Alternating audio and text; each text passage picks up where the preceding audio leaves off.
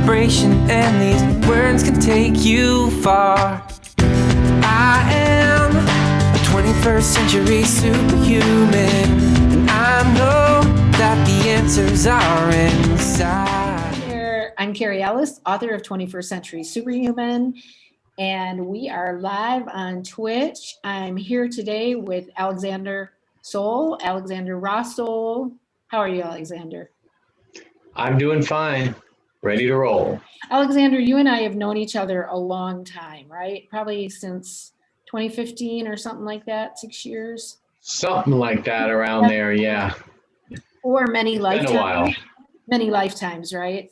That you and I have we've worked on publishing some books together. You have actually helped edit my 21st Century Superhuman books, which is really cool. You have a really sharp mind, and you understand what's going on in this shift of the ages, this great ascension process that we're in. So that always seems to be at the background of what we talk about. And then I helped you this year publish a book called Betrayal of a Legend, which is a very cool novel, which I'm guessing you have there. Yay. And it is about the disappearance of JFK, our great president, who was a great leader in the consciousness and awakening movement as humanity began to wake up and become more aware. That's one of the things that we talked about today a little, which I thought was kind of cool. And you and I had we were talking about our names, because I have gone from just Cary Ellis to Cary Kirastar Ellis, and a lot of people who know me pretty well call me Kira.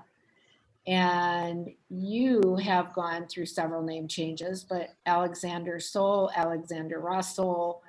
Let's talk a little bit about how that happened. I know in Japan, particularly, when people go through a big life change, they usually change their name. And you were saying today, India, for 5,000 years. The Hindus. Yes. Well, yeah.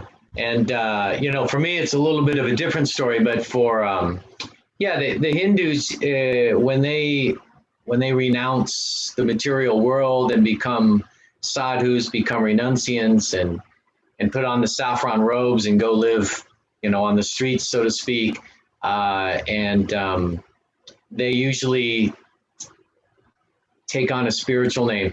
Also, when they join an ashram, a formal ashram that has a guru like Paramahansa Yogananda or Sri Yukteswar, or something along the yogic lines, they give up their birth name because that's a name given to them by their parents, and it's part of a legal system that they are no longer want to be a part of, at least not in this aspect of their path.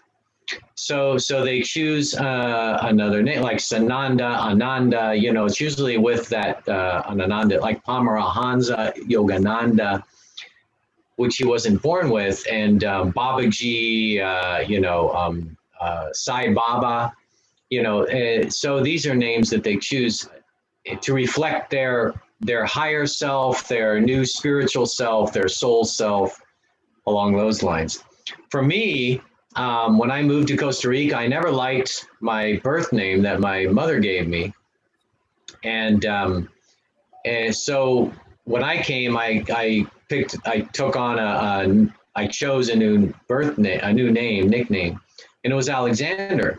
And I've always been a sun worshiper. And I grew up in near the beaches of Southern California, and I started body surfing at 9 and surfing at 11. So when I went to write the Southern Costa Rica Handbook, a book that I authored over several years, over many editions, I went and I chose the name. I don't know if you can read this, but Alexander del Sol, right? Which is my Alexander of the Sun. It would be in English, and so that was my pen name. So that became my pseudonym, my pen name, and that's what everybody in Costa Rica learned was my name. That was my name in Costa Rica. The only people that knew otherwise were the banks and the legal, legal system, right? So, and of course, my family and friends back you know, in the United States. So, but when I moved here, when I left California and moved to Costa Rica, I renounced basically my old life and culture. So I did a similar thing to what the Hindus do. So very, very similar. And here, since I've been here, there are many, many, many, many guests I've had in my ashram hostel and as renters that have gone to the Envision Festival and that are in this international global spiritual community, and they only use their chosen spiritual name. Right. Everything except, just like me, with everything except the banking and all these different things. So Right. yeah, but it's something a lot of people have done, and it goes back the tradition thousands of years. Yes, and not just in Hinduism. I believe in other religious traditions and spiritual traditions as well. Yeah. Similarly, I just began, especially when I wrote the books, like I just had this, I knew that part of my soul name was Kira, however, what dialect you're pronouncing it in. And I knew that I had to start using it, and I didn't quite know how. And I was like, well, Kira comes from the stars. And so Kirastar became the name. And I felt like adopting it as kind of my middle name, because so many things I've done are known by my original name. So it feels like I call my original name is like my 3D name. And Kira is like my 5D name or my higher dimensional name. And it feels much softer. It feels much more flowing. And my original name, Cary Ellis, feels very sort of like hard a little bit. And I don't know. Yeah. And Kira resonates much more with your person, your energy, your personality. And that's another thing. Like well, just to finish my name, Rasol. Now, my birth name, my father actually, when I was born, wanted to name me Rasol. Okay, which is he's from a Persian background. So and that means a herald, a messenger, and also prophet. So in both Farsi and Arabic. So it's a very powerful name. And instead, but my mother refused to have that spelling on the legal birth certificate, which is another whole other topic. Cool. Your dad already wanted to give you that soul name, kind of. That's really cool. Yes, Rasol specifically, which is also pronounced. It's pronounced like Rasol. Anyway, my mother wouldn't allow it, so it got mistranslated into a different spelling on my birth certificate. Now, what's interesting is I didn't know that until about 4 years ago. So I came into the name Rasol on my own by combining the Egyptian god Ra with Sol, which is sun in Spanish, and I put them together for me, and I started telling everyone, hey, I want to call I just feel I resonate with that Rasol combination. And then I was having a conversation with my mother on the I call her every Sunday. She's elderly, and we were talking, and I said, could you start please calling me Rasol instead of that name that you've always called me? And she doesn't want to, but she said, well, that's interesting you mentioned that, because that's the name your father wanted for you. And I said, oh my God. So I was always actually meant to have that name. That's right. But I came to it completely intuitively, completely, non-linearly through my own process. And yet, so somehow, the universe led me to what was supposed to be my original name. And so that's really cool. Really, really cool. But I do have people ask me a lot, I'd like to change my name. I don't really feel like my old name. How do I do that? And I think it can be a little challenging when we know people are used to calling us a certain thing. And really, you move to a different environment. I actually moved to a different environment. And so it's easy to introduce myself as the name that really Yeah. feels like who I am now. And everybody knows me as that, actually. And, but I think it is one of those things. I think as we go through this ascension process, which I call getting in touch with the higher dimensional aspects of who we are, and we begin embodying those, our vibration changes so much that the old name doesn't really match up with who we are anymore. And Right.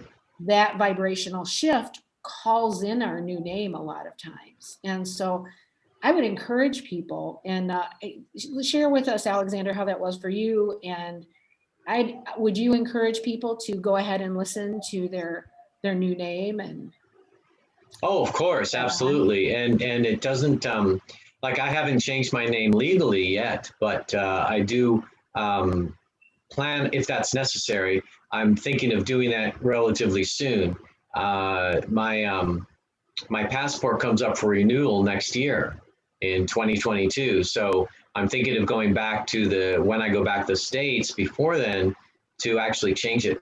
There is something that because my brother did change his name legally many years ago for completely different reasons, non-spiritual. But one thing that I learned, and from him, and I think a couple other people I talked to, is that if you do want to change it legally, if you keep your last name, then and just change your first and middle name, it's really easy. They don't even care. They hardly ask any questions.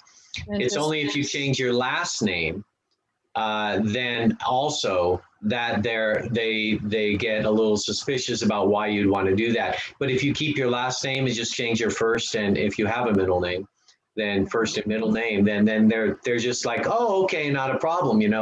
It's easier. But I would encourage people to listen because, sounds have power. Sounds they have vibration.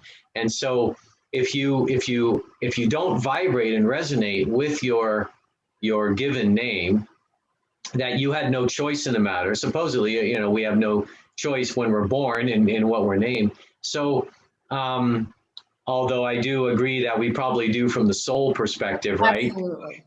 Communicating telepathically with our parents, hey, give us this name. But then if they refuse, like my mother did, then what do, right? Right. But I do encourage people to find something that resonates more closely to who they feel they truly are when they're in a very calm, peaceful, meditative state, when they feel connected to nature. I was also starting to mention the Native Americans in their religious traditions, and many of theirs. I say I don't know about all, but when a young person begins their journeys, their spiritual quests, they actually have spiritual quests for their new name, like Three Feathers or Standing Bear or these things. They go into the sweat lodge, and they with the shaman. It's a shamanic tradition as well, not just Eastern religious tradition. They get given their new name. Yeah, and they get a new, or they get an additional name, like they have this birth name, and then they get an additional name, which like walks in the clouds, or exactly runs with the wolves.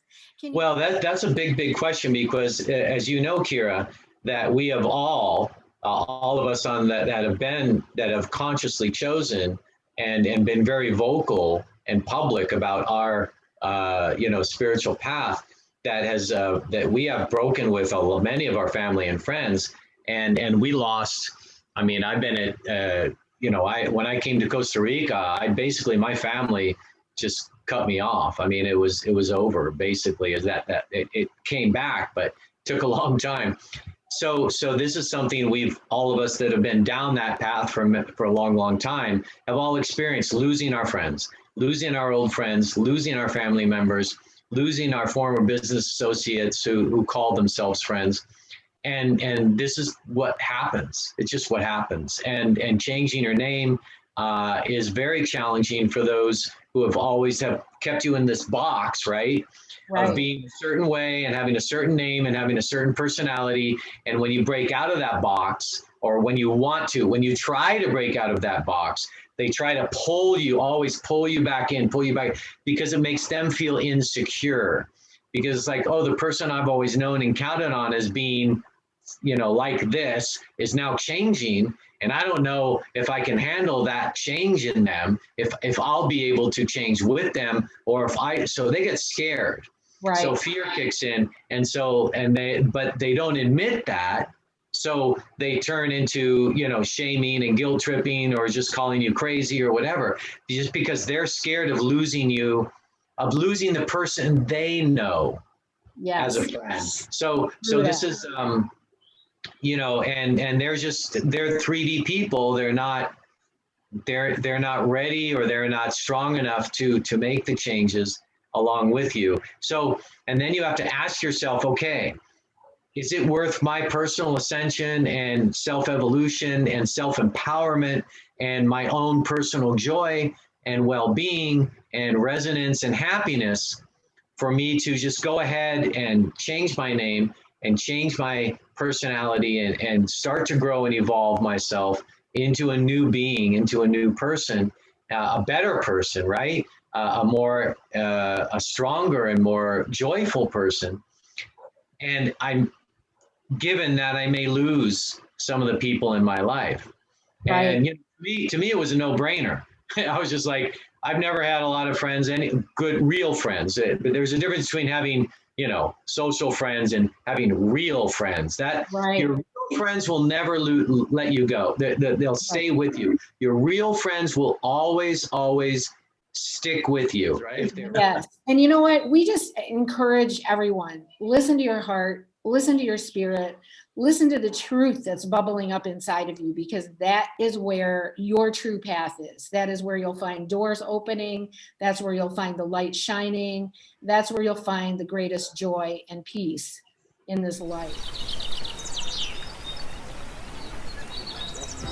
And if you're feeling kind of down and you need some inspiration to remember who you are, whoa, now child, please don't frown. You can choose a new vibration, and these words can take you far. I am a 21st century superhuman, and I know that the answers are inside. I am 21st century superhuman. Now is the time.